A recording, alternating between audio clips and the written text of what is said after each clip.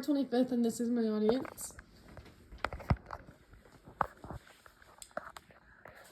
It was we, the people, not we, the white male citizens, nor yet we, the male citizens, but we, the whole people, who formed the Union. And we formed it not to give the blessings of liberty, but to secure them, not to the half of ourselves and the half of our posterity, but to the whole people, women as well as men. And it is a downright mockery to talk to women of their enjoyment of the blessings of liberty, while they are denied the use of the only means of securing them provided by this democratic Republican government, the ballot. Susan B. Anthony, 1873. Susan B. Anthony was born on February 15, 1820, near Adams, Massachusetts. She was raised in a politically and socially active Quaker family. Her father was a member of the Society of Friends, also known as Quakers.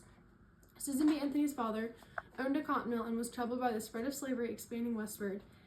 He often mentioned avoiding cotton made by enslaved people. This early understanding of the horrors of slavery stayed with Anthony throughout her life. A few weeks after she turned 13, Susan B. Anthony officially joined the Society of Friends, a religious community that emphasized the belief that all people are equal in the eyes of God.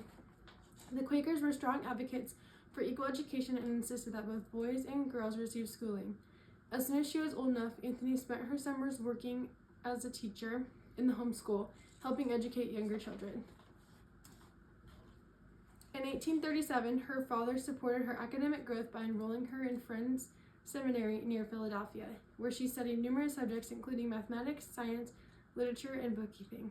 In 1845, Susan B. Anthony's family joined the anti-slavery movement after they moved to Rochester, New York. Nearly every Sunday, their home was used as a meeting place where prominent abolitionists such as Frederick Douglass and William Lloyd Garrison were among the attendees. She continued to speak out about slavery wherever she could find an audience. Susan B. Anthony became a teacher and joined the teacher union in 1848. She learned that male teachers were making significantly more than female teachers. This fired her dedication to gender equality. She met Elizabeth Cady Stanton and Lucy Stone in 1851. During the 1850s and 60s, Susan B. Anthony was tremendously involved in the women's rights movement. In 1863, they would form the Women's Loyal National League with the goal of helping end the American Civil War. In 1865, slavery was abolished and the 13th Amendment was enacted. In 1868, the American Equal Rights Association was founded. Along with the American Equal Rights Association, they founded the newspaper The Revolution. In 1869, Anthony and Stanton created the National Women's Suffrage Association. This association opposed the 15th Amendment, which stated that the right to vote would not be denied due to race. They opposed this movement since it didn't include gender.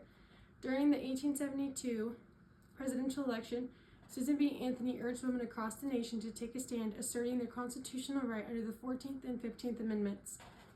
She encouraged them to register to vote in every state. As a part of this effort, Anthony, accompanied by her sisters and a trusted Quaker friend, went to a local barbershop to attempt voter registration. 11 women joined them. Despite the initial confusion of the male officials present, the women confidently entered and were permitted to sign the voter registry. On November 5, 1872, Anthony voted for Ulysses S. Grant for president and selected 2 congressional candidates, marking the only time she would cast a presidential ballot. A few weeks later, on November 18th, a U.S. Marshal came to her home in Rochester, New York, and arrested her. She was brought to the Ontario County Courthouse where she and other women pleaded not guilty and bail was determined.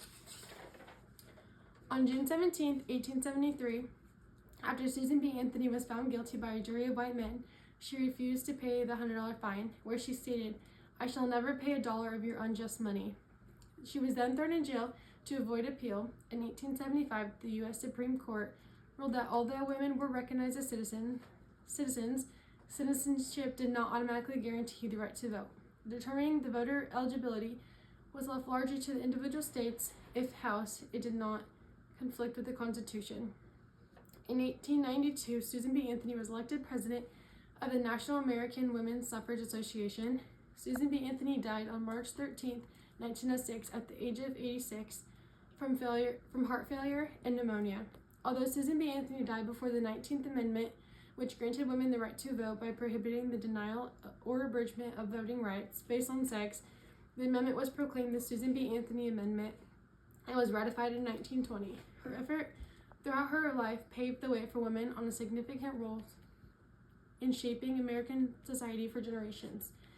In 1979, she was honored the U.S. dollar coin and was the first woman to be featured on the U.S. currency.